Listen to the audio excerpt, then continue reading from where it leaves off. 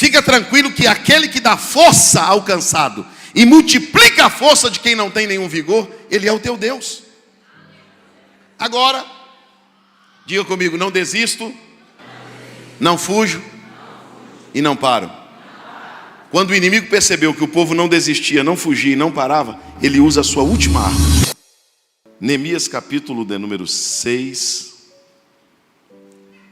e o versículo de número 15.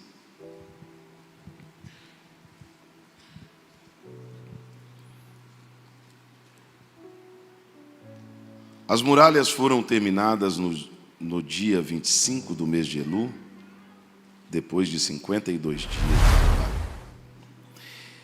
Então nossos inimigos das nações vizinhas souberam disso e ficaram desmoralizados, porque ficaram sabendo que o trabalho havia sido feito, ou melhor, ficaram desmoralizados, porque souberam que foi o Senhor nosso Deus quem fez esta obra. Toda a igreja repita comigo assim bem forte: foi Deus quem fez esta obra. Vamos lá, bem forte. Meus irmãos, eu admiro muito a forma que Deus usa as pessoas. Eu falava isso para o pastor hoje. Já pensou se todos nós fôssemos assim como um robô, que falássemos iguais, tivéssemos a mesma voz, se todo cantor cantasse igual? Mas Deus é um Deus da multiforme graça. Por isso que os ministérios são diferentes, né? Ele deu uns para profeta, pastores, mestres, evangelistas, etc. Na igreja tem muitos departamentos. Na igreja tem pessoas que são fechadas, introvertidas, tem outros que são extrovertidos, é assim ou não é? Tem pessoa que é sorridente, outro não. As pessoas são diferentes e a gente aprende a lidar com todo mundo. E em todos esses anos que eu prego, para mim é muito difícil pregar. Para mim, eu acho extremamente difícil pregar, porque eu nunca sei o que vou pregar. Então eu tenho que passar o dia pedindo a Deus: me ajude. Qual é a palavra de hoje, Senhor? O que eu vou falar para a igreja? Eu leio a Bíblia diariamente, estudo diariamente, mas a mensagem, mas é só comigo. Com outras pessoas não é assim. Tem pessoas que Deus dá para ele a mensagem do mês que vem, hoje. E no mês que vem ele vai estar lá com a mensagem. É uma forma de Deus usar também. Mas comigo não é. Então, eu passo o dia pensando, orando em espírito, pedindo a Deus uma direção, para mim não falar aquilo que eu quero. E também aquilo que as pessoas não precisam ouvir. E hoje, eu queria falar um pouco sobre a perseverança, sobre a insistência, sobre a paciência. Nós sabemos que o cativeiro de Judá durou 70 anos. Foi o maior e mais longo cativeiro da nação de Israel. Esse cativeiro de 70 anos, Deus havia dito que ele aconteceria, e ele aconteceu em 3 etapas. Nabucodonosor invadiu Judá 3 vezes. Na primeira vez ele levou toda a nobreza de Judá, onde foi Daniel, Ezequiel, onde foi Ananias, Azarias e Azael. E na segunda vez, eles levaram mais uma parte do povo e levaram a riqueza da cidade. Na terceira invasão foi a total destruição. Eles entraram em Jerusalém e destruíram os muros, o templo, que era o maior patrimônio espiritual do povo, roubaram tudo que havia restado, e a Bíblia diz que deixou o povo na pior de todas as misérias. A Bíblia diz que as portas estavam queimadas, o muro estava fendido e o templo estava derribado. Quando cumpriu 70 anos de cativeiro, assim como houve 3 invasões, houve 3 regressos de Babilônia para Jerusalém. E os personagens foram Esdras, Neemias e Zorobabel, cada um cumprindo um papel. O Esdras era um mestre da lei, o Zorobabel foi responsável pelo templo e o Neemias pelo muro. Hoje eu vou falar um pouquinho sobre o Neemias. Não se sabe, pastor Flávio, se Neemias não é dito, escrito ou falado, se ele nasceu no cativeiro ou se ele foi para lá ainda criança. Mas o cativeiro foi tão triste, que se os irmãos lerem os Salmos de número 137, está escrito o que aconteceu quando o povo foi levado cativo. Está escrito assim: às margens do rio da Babilônia, nós nos assentamos, choramos e nos lembramos de Sião. Nos salgueiros que lá havia, nós penduramos as nossas harpas, porque aquele que nos levou cativo nos pediu uma canção de Sião. Mas como cantaremos uma canção de Sião em terra estranha? Ah, se eu esquecer de ti, ó Jerusalém, que a minha língua se apegue ao meu paladar, etc, etc, etc. O Salmo 126, porque os salmos não estão em ordem cronológica, fala do regresso. O Salmo 137 eles estão indo, o 126 eles estão voltando. Olha a diferença. 126, quando Deus nos tirou do cativeiro, nós ficamos como os que sonham. A nossa boca se encheu de riso, os nossos lábios se encheram de cânticos. E então se diziam entre as nações: grandes coisas fez o Senhor por eles. Verdadeiramente, grandes coisas fez o Senhor por nós e por isso estamos alegres. Restaura, ó Senhor, a nossa sorte como as torrentes do Neguebe. Aquele que leva a preciosa semente andando e chorando enquanto semeia, voltará sem dúvida trazendo consigo seus molhos. É o regresso. Quando o povo vai para a Babilônia, eles vão com uma profunda tristeza, porque eles sabem que as profecias diziam que eles ficariam lá por um longo tempo. E o Neemias, mesmo sendo cativo, ele alcançou um cargo de muita evidência no reino babilônico. Lá na Babilônia, o Neemias se tornou um copeiro do rei. O que Neemias se tornou? Copeiro do rei. Irmãos, a função de copeiro do rei não era a função de um copeiro hoje, que a minha sogra era copeira.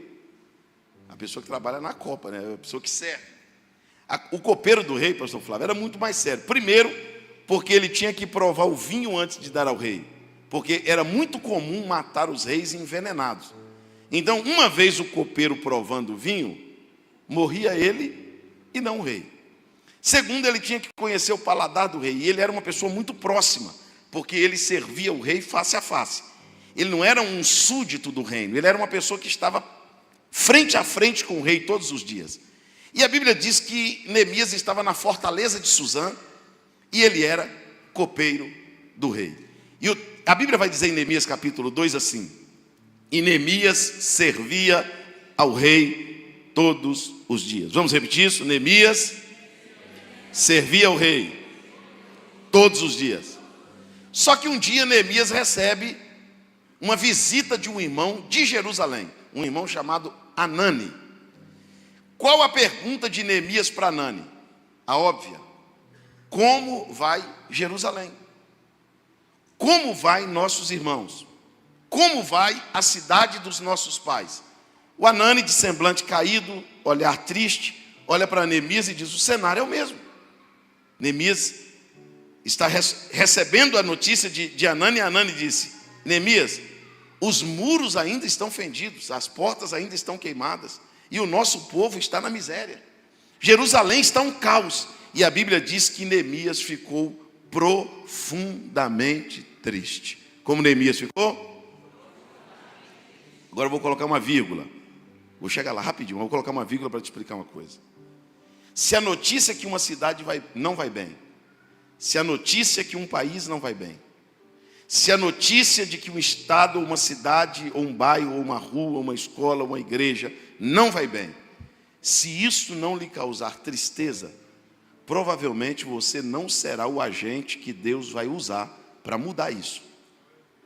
Se você não sente tristeza pelo que está acontecendo no Brasil, se você não sente tristeza pelo que está acontecendo na Bahia, se o que está acontecendo na sua cidade de ruim não lhe incomoda, isso não lhe causa tristeza, provavelmente você não é a pessoa que Deus vai usar para mudar isso.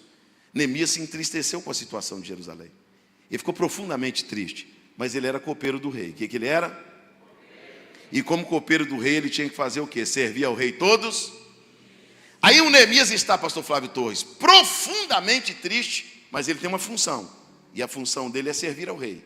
E a Bíblia diz que ele vai servir ao rei. Só que naquele dia, acontece com o Neemias uma coisa que acontece com a gente.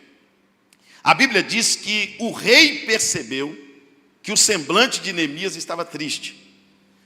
Seja sincero, irmãos, eu vou chegar lá rapidinho, eu só quero que você me entenda agora. Existe tristezas que dá para esconder no coração. Existe tristeza que você consegue conversar com as pessoas, sorrir, abraçar, bater papo, fingir que não está triste, esconder do pai, da mãe, do irmão, das pessoas. Ninguém desconfia. Agora, tem tristeza que ela é tão profunda que ela sai do coração e vem para a face da gente. Aí o seu olhar denuncia, o seu rosto denuncia. As pessoas olham para você e não precisa Deus revelar, só de olhar para você. Dá para perceber que você está triste. O seu semblante denuncia que você está triste. Os seus olhos dizem que você está triste. E o Neemias estava tão triste que o rei percebeu. Só que a Bíblia diz que a função de Neemias era servir ao rei todos os dias. Qual era a função de Neemias? Eu quero que você levante assim as duas mãos aos céus para ouvir esta palavra. Eu vou dizer por que você está aqui esta noite. Você não está aqui esta noite pelo fato de estar feliz. Você não está aqui esta noite pelo fato de você estar vivendo o melhor momento emocional, psicológico, financeiro ou familiar da tua vida. Tem gente aqui angustiado, tem gente aqui triste, tem gente aqui deprimido, tem gente aqui passando por transtornos, tem gente aqui passando por luto, tem gente aqui passando por angústia. Tem um fator que te trouxe aqui esta noite. O fator que te trouxe aqui esta noite é que você entendeu que você tem uma função. E a sua função é servir ao rei ainda quando você está profundamente triste. É por isso que você está aqui de mãos levantadas dizendo glória a Deus. Mas por que eu estou dando glória a Deus se eu estou triste? Porque a adoração não tem nada a ver com felicidade ou tristeza. Tem a ver com a sua vocação, com o seu espírito. Diga glórias a Deus independente do que você esteja sentindo. Servir a Deus, servir ao rei. Já pensou? Eu vou te fazer uma pergunta. Já pensou se o dia que o grupo de louvor tivesse uma irmã que não estivesse bem, ela dissesse: pastor, hoje eu não vou cantar porque eu estou triste. Hoje eu não vou congregar porque eu estou de mau humor. Já pensou se o pastor Flávio Torres dissesse: eu não vou hoje dirigir o culto, hoje eu estou angustiado, hoje eu passei por uma... Não. Nós temos uma função. E às vezes nós comparecemos diante do rei profundamente tristes. Por quê, pastor? Porque nós não estamos felizes o tempo inteiro. Mas nós sabemos cantar até quando estamos chorando. Nós sabemos adorar a Deus até quando as coisas não vão bem. Nós não estamos aqui para culpar a Deus por nada que aconteceu. Nós estamos aqui para dizer que todas as coisas cooperam para o bem daqueles que o amam.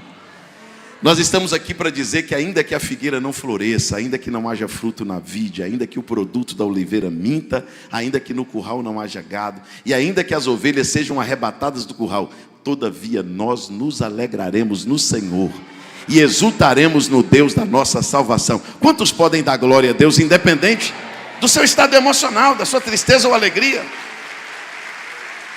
O Neemias está lá para servir ao rei. Agora, o que eu acho mais interessante, irmãos, eu leio a Bíblia assim, sempre com muito cuidado, para mim encontrar as minúcias do que o texto está dizendo. A Bíblia diz, pastor Flávio Torres, que ele pegou o vinho. Naquele dia ele estava profundamente triste e ele pega a taça de vinho para entregar ao rei. E vinho na Bíblia representa alegria. O que o vinho representa? Alegria. O Neemias está triste ou alegre? E está levando o que para o rei? Então diga para o teu irmão assim, que a tua tristeza não te impeça de levar alegria ao rei. Não faça da tua tristeza uma revolta, irmão. Não faça da tua tristeza uma pirraça. Não faça da tua tristeza: hoje eu vou chegar no culto, vou sentar, cruzar os braços e não vou cantar. Isso não funciona com Deus. Com Deus sabe o que funciona? Ainda que as águas rujam, ainda que as águas se perturbem, ainda que os montes sejam lançados no meio dos mares, há um rio cujas águas são correntes e alegram uma cidade de Deus está no meio dela, ela não será abalada. Deus a ajudará no romper da manhã. Escute. Quando Neemias está entregando o vinho ao rei, o rei olha para Neemias e diz: essa é a pergunta, capítulo 2.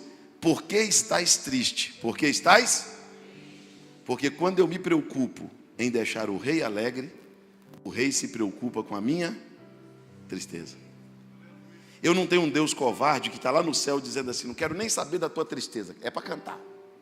Quero nem saber do teu problema, eu quero é você servindo. Não.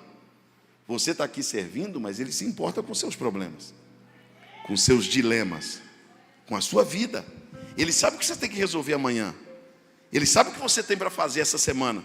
E Ele sabe que mesmo passando por muitas coisas difíceis, você compareceu aqui hoje para tributar louvores ao seu nome.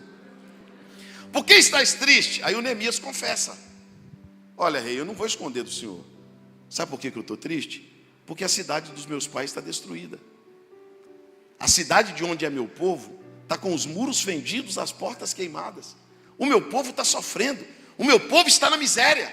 O rei olha para Neemias, vendo Neemias servir, passando por tudo aquilo. O rei olhou e disse assim: eu vou ajudá-lo. O que eu posso fazer para te ajudar? O Neemias, sem hesitar, levanta as mãos na presença do rei e diz: eu quero cartas. Quem pode repetir isso? Irmão, você vai receber cartas. Diga mais alto. Escute isso aqui. Isso aqui é muito profético. Neemias era cativo. Neemias era o quê? Eu vou te explicar o que é cativo. O Neemias, ele está dentro da Babilônia, mesmo sendo judeu, e ele ama Jerusalém. Sim ou não? Ama ou não ama? Se preocupa com Jerusalém ou não? Ele quer ver os muros reconstruídos, as portas reformadas, o povo fora da miséria. Quer ou não quer? Mas ele pode fazer isso? Porque isso é ser cativo.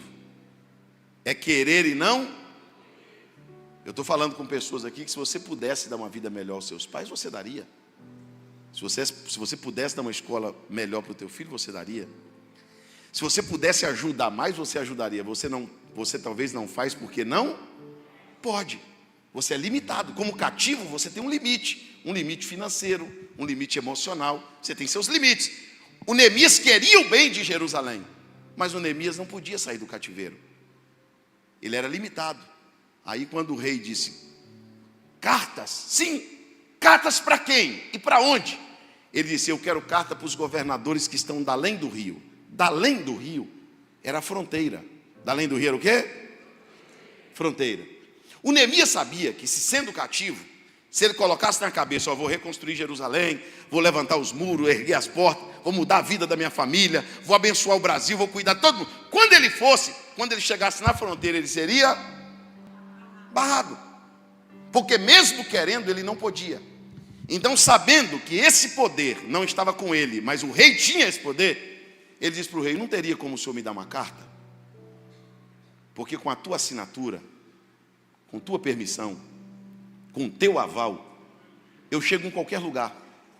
Me dê uma carta para os governadores, para quando eu chegar na fronteira, eu estar documentado. Porque se eu tentar passar lá sem a carta, eu não vou passar, irmãos. Tem lugar que você só entra se Deus te colocar. Tem lugar que você só vai se Deus te levar. Nem teu dinheiro leva. Tem lugares que você só pode colocar os teus pés se Deus permitir. Você não tem acesso a tudo, e nem a todos, mas Deus é poderoso para te colocar em qualquer lugar. Eu quero que você levante as mãos para receber esta palavra. Não, melhor, levante as mãos para receber esta carta. Deus vai colocar uma carta na tua mão chamada liberação. Pastor, para que eu vou receber esta carta? Para entrar onde você não podia entrar, para passar onde você não podia passar. Porque Deus está dizendo à minha boca essa noite, pastor Flávio Torres: eu vou te colocar onde você precisa chegar, mas você não vai entrar pelas vias clandestinas. Você não vai entrar por vias incorretas. Você vai chegar onde eu quero e onde você quer, mas vai chegar documentado. Você vai chegar lá com minha permissão. Pegue na mão do teu irmão e diga para ele assim: recebe uma carta para atravessar as fronteiras. Deus vai te abrir uma porta nova. Deus vai te abrir uma porta de oportunidade. Você vai conseguir chegar onde você precisa chegar, e quem vai te levar é Deus. Pastor, mas eles não respeitam a minha assinatura. Fica tranquilo, eles não respeitam a sua, mas a do rei eles respeitam. Eles podem não respeitar o teu nome, mas do rei eles respeitam. E Deus é poderoso para te levar a qualquer lugar e te colocar onde Ele quiser, porque Ele é poderoso para isso. Mas vamos lá. Neemias continua e diz assim: rei, eu preciso de uma segunda carta. Quem crê que vai receber uma segunda carta aqui hoje? Pastor Flávio Torres, eu quero liberar essa palavra sobre a igreja, sobre a cidade de Luiz Eduardo. Olha, irmãos, aqui provavelmente tem algum construtor. Você constrói para fazer o projeto ou você faz o projeto para construir? Qual vem primeiro, a construção ou o projeto? Então Neemias tinha um projeto, sim ou não? Tinha ou não tinha? O mais interessante vem agora. Onde ele fez o projeto? No cativeiro. Onde ele fez o projeto? Ele fez o projeto na época em que ele queria e não. Porque depois que você sair do cativeiro, desenhar não é fé. Desenhar sem poder é fé. É você desenhar como o pastor está desenhando uma creche e alguém perguntar: pastor, mas de onde vai sair tanto dinheiro? Não sei, irmão. O projeto vem primeiro, o recurso vem depois. Mas, pastor, eu vou projetar grande como? Ao tamanho do meu salário. Você está projetando em cima do que você ganha ou em cima do que você acredita? Escuta o que eu vou lhe dizer. Olha a carta que Neemias pede. Eu quero uma carta para o chefe da floresta, porque quase tudo que eu vou construir é de madeira. E ele foi tão ousado, irmão, mas tão ousado. Leia lá depois do capítulo 2. Eu quero uma carta para o chefe da floresta para mim fazer, construir tudo que é de madeira, inclusive a minha própria casa. Já pediu a casa dele junto. Falou assim: eu quero madeira para construir minha casa também. Aí o rei assina uma carta para o chefe da floresta dizendo: eu, o rei, estou liberando material para Neemias construir. Segura? Pastor, e Deus vai liberar quanto de material? Diga para o teu irmão assim: aí depende do tamanho do projeto. Porque a liberação do recurso é mediante o tamanho do... Pastor, não tive fé, fiz um projeto desse tamanhozinho. Deus vai mandar uma carradinha de madeira lá para quebrar teu galho? Pastor, eu desenhei um projeto grande. Fica tranquilo que o dono da floresta, ele tem recurso para tirar projetos do papel. Levanta as tuas mãos para receber esta palavra. Deus me trouxe aqui essa noite para te dizer: você desenha e eu libero a matéria-prima para a construção. Eu não sei se teu irmão vai crer como você está crendo, mas diga para ele: 2025 os projetos sairão do papel. O rei está liberando matéria-prima. Os projetos de Deus na tua vida serão desengavetados. Agora Neemias recebe duas cartas, uma para passar a fronteira e outra para retirar madeira da floresta. Agora, pastor Flávio Torres, ele chega diante do povo só com as cartas, duas cartas, e diz assim: Deus abriu uma porta para a gente voltar lá em Jerusalém e reconstruir a cidade. Quem está comigo? Irmãos, um grupo de pessoas, sem saber o que aconteceu, um grupo grande, levantou a mão e disse para Neemias: nós acreditamos no projeto, estamos contigo. Porque Deus não vai te dar só um projeto, Deus não vai te dar só uma carta de liberação, Deus não vai te dar só uma carta para recursos para o projeto sair do papel. Deus vai te dar gente que acredite no projeto que Ele te deu. Deus vai te dar gente para acreditar no que Ele te deu. Um grupo de pessoas diz: nós acreditamos no projeto. Aí o Neemias vai para Jerusalém e começa o desafio. Ele anda 7 dias dentro da cidade sem saber por onde começar. Porque pior ou mais difícil do que construir é reconstruir. E ele anda dentro da cidade, para lá, para cá, para lá, para cá, e resolve começar. E quando ele começa, ele precisa começar pelo lugar certo. Qual o lugar certo de uma construção? A base, o alicerce, o lugar onde vai o peso. É o lugar que menos aparece, mas é o lugar que sustenta.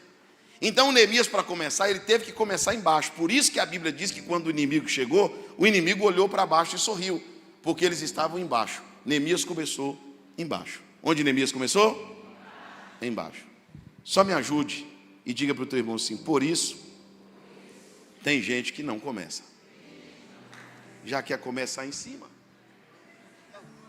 Por isso tem gente que não começa. Tem gente que acha humilhante começar por baixo.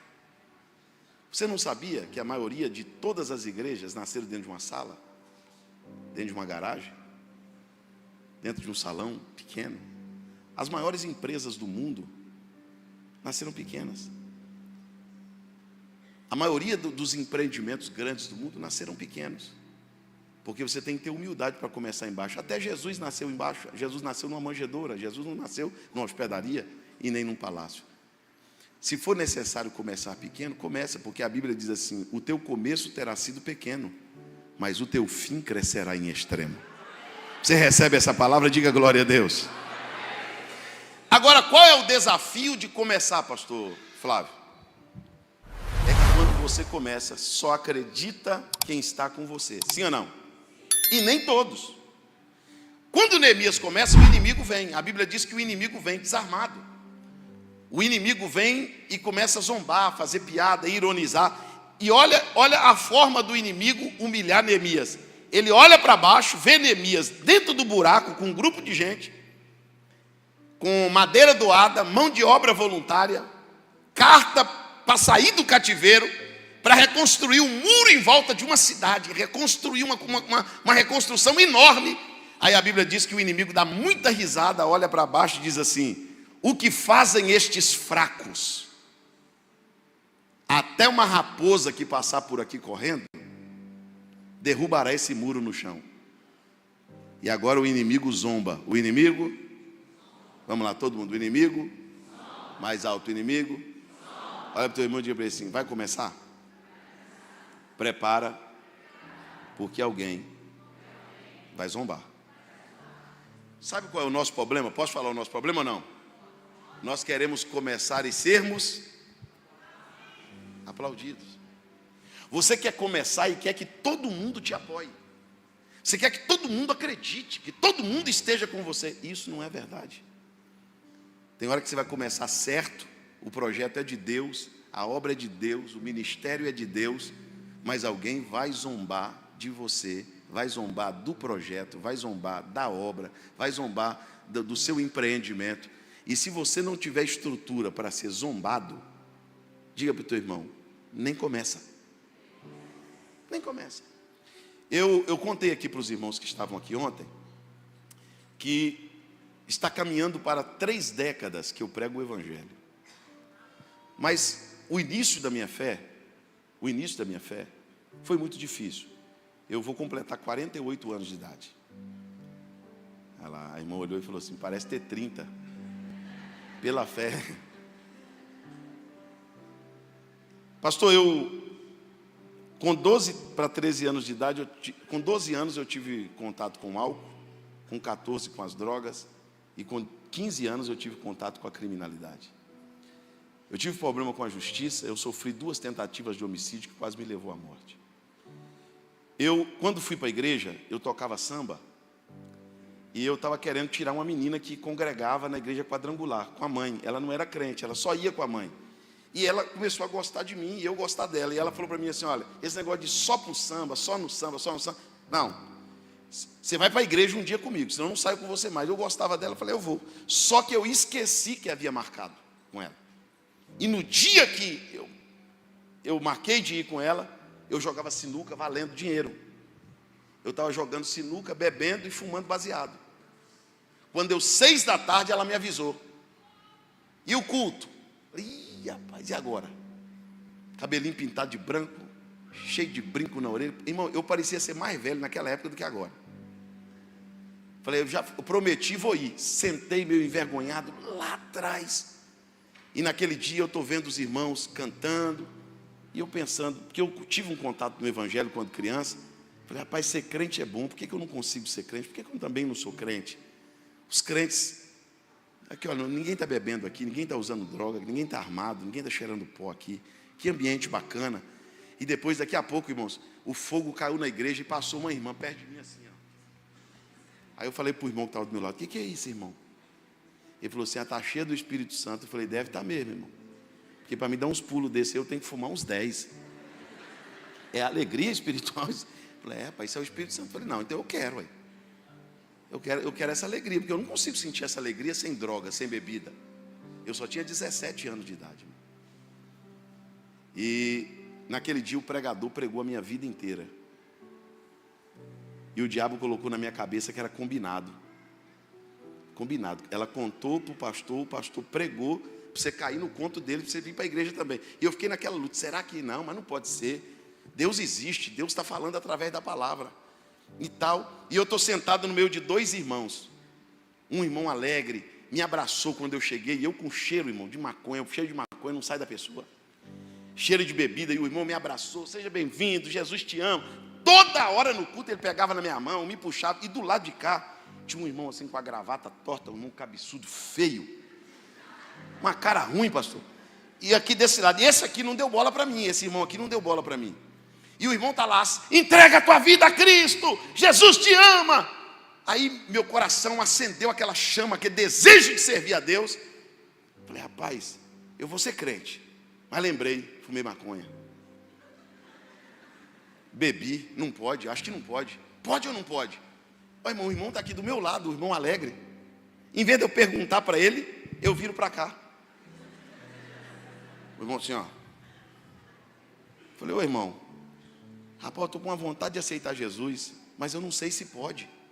Porque hoje, falei baixinho, eu fumei maconha. E eu bebi também. Aí ele olhou para mim, eu falei baixo, ele falou alto. Ele olhou para mim e disse assim, Jesus aceita qualquer porcaria. Eu falei, como é, irmão? Pegou minha mão sem minha autorização e gritou lá atrás, uma alma para Jesus. Aí os irmãos me levam para o altar, irmão. Sai cachaça, sai demônio, sai capeta, sai maconha, sai. Levantei, um irmão estende a mão e disse, a paz do Senhor, agora você é crente. Eu achei tão bonito aquilo, que eu fui da igreja na minha casa, dando a paz do Senhor para todo mundo. E o meu apelido era beiço, eu era violento, irmãos. Eu com 17 anos de idade, eu não largava uma arma para ir no banheiro.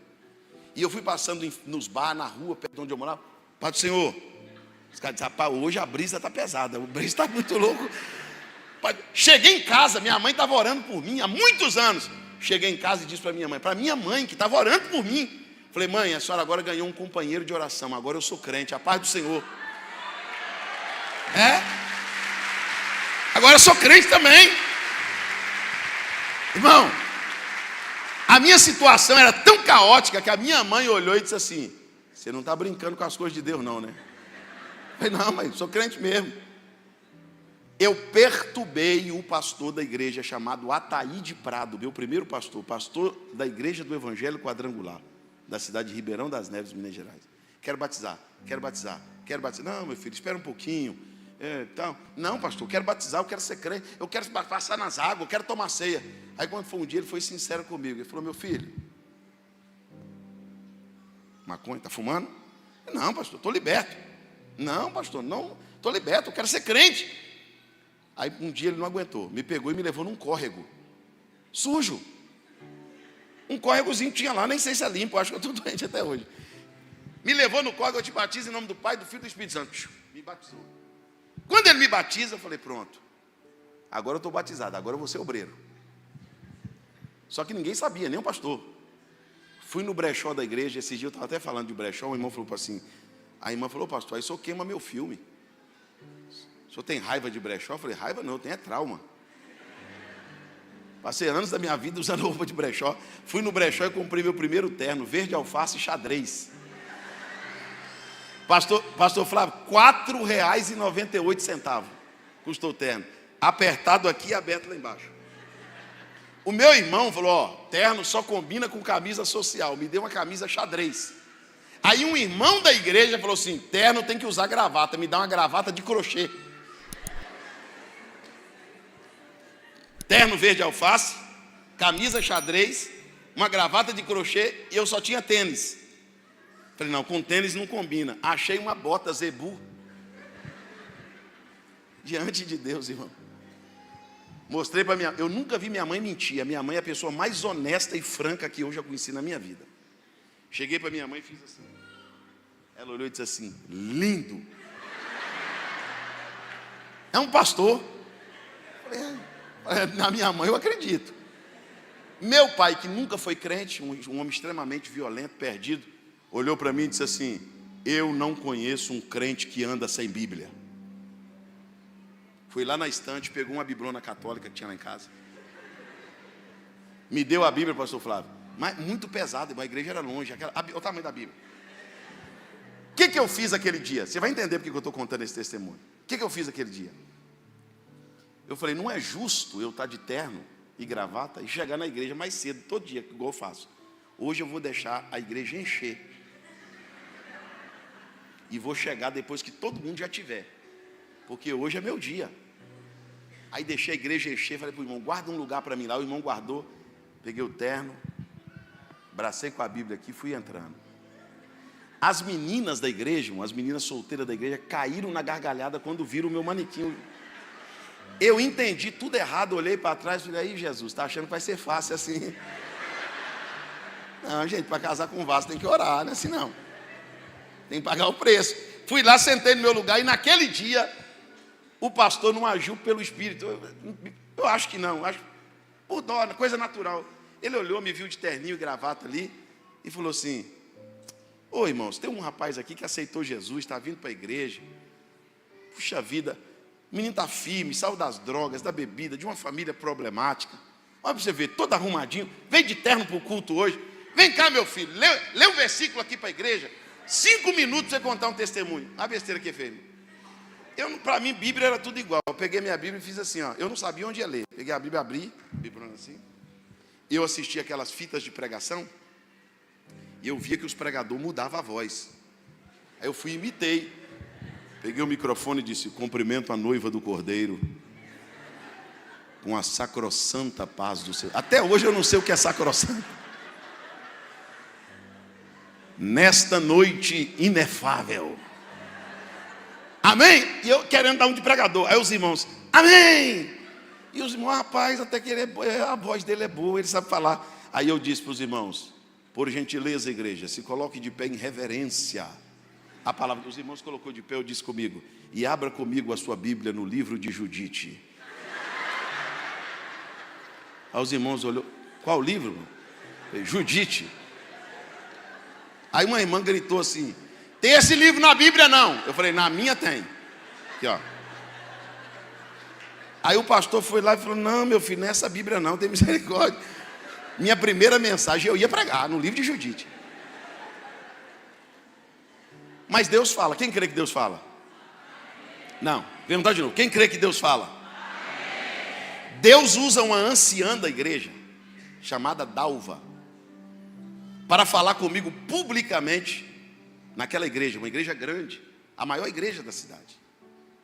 E aquela irmã um dia, tomada em profecia, colocou as mãos na minha cabeça e diz assim, meu filho,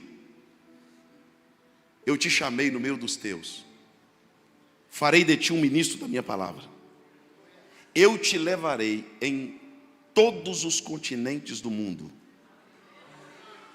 para ser testemunha do Evangelho, e etc, etc. E eu estou vendo aquela mulher falar, irmão, eu estou assim, meu Deus, mas será que é comigo mesmo? E, um irmão só me incentivando, é de Deus, Deus está falando que vai te usar, beleza.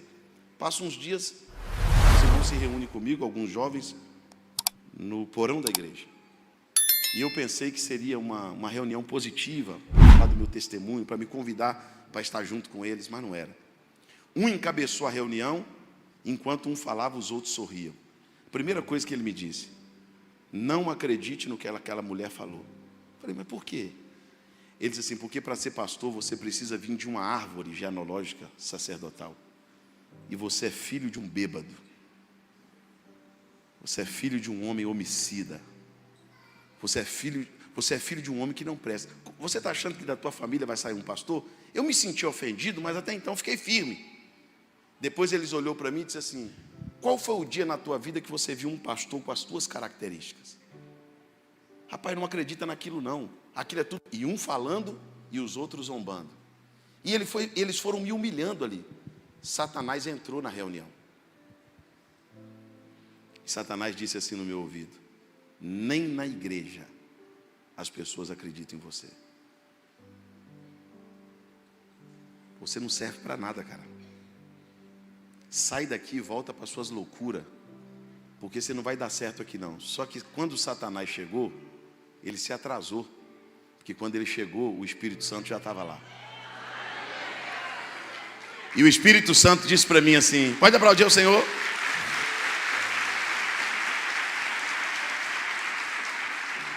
O Espírito Santo falou ao meu coração, naquele dia, eu um novo convertido. O Espírito Santo disse ao meu coração, você tem duas opções. Ou você acredita no que eu te falei, ou você acredita na piada dos teus adversários.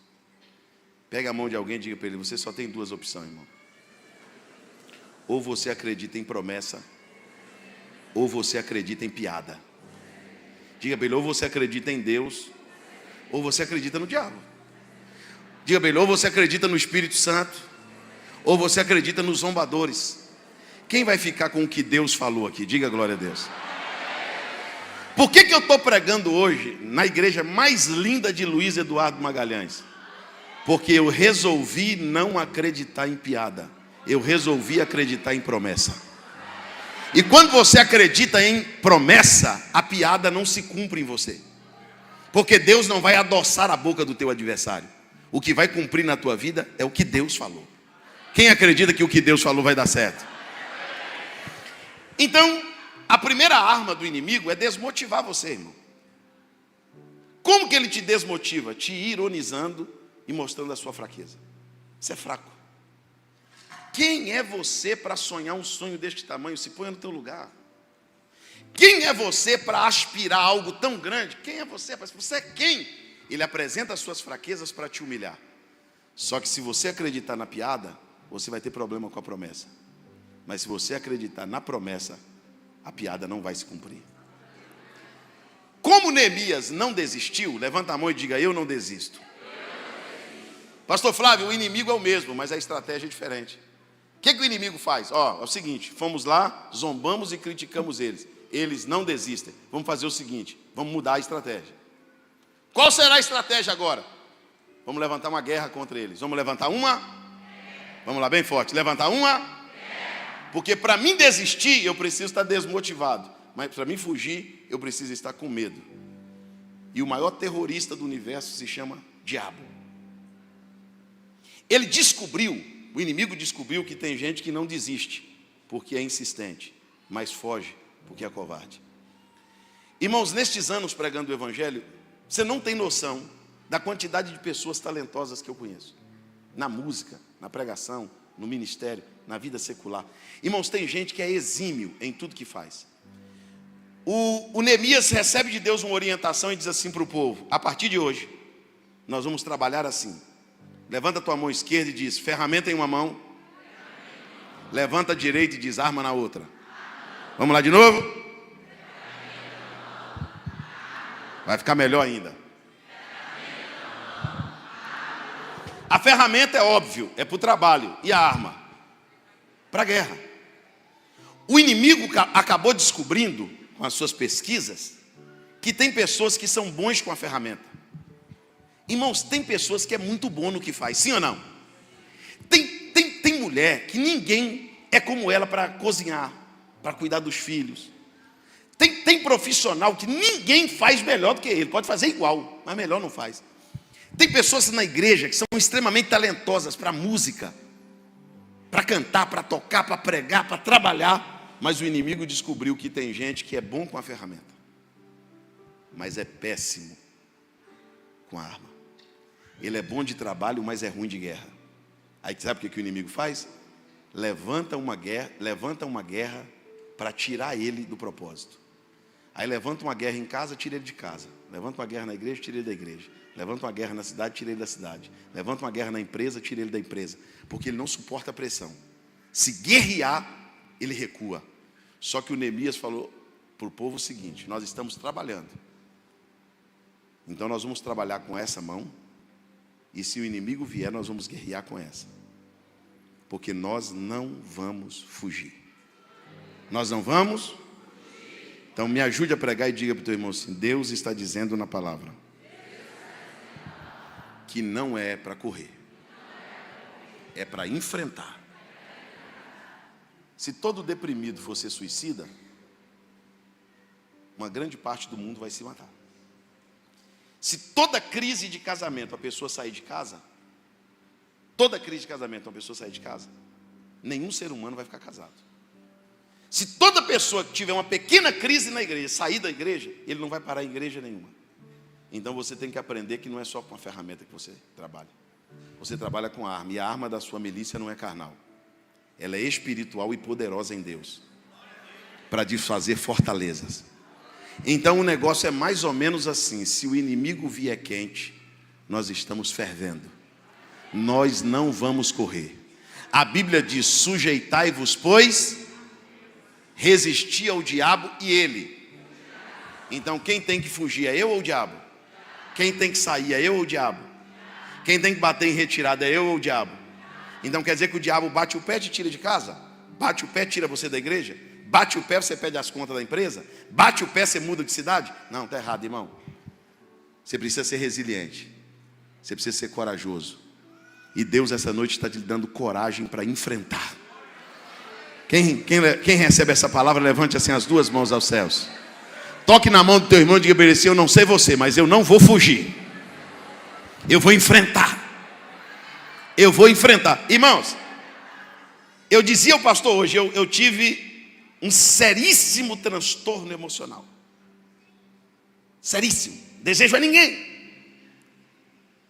E sabe o que foi que uma das coisas que me curou? Eu fui estudar sobre a minha doença, sobre a doença que eu tinha.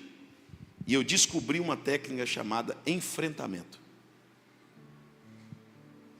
Você está com medo e você vai com medo, suando.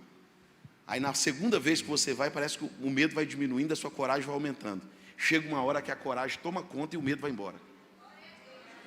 Porque se todas as vezes que você tiver uma crise, um problema, você fugir, o inimigo descobriu que você é exímio no que faz, excelente no que faz, mas você aprendeu a correr. Então onde você chegar, ele vai levantar uma guerra para te tirar. Mas Deus está dizendo essa noite que nós nem desistimos e nem fugimos. Levanta a mão e diga glória a Deus. O inimigo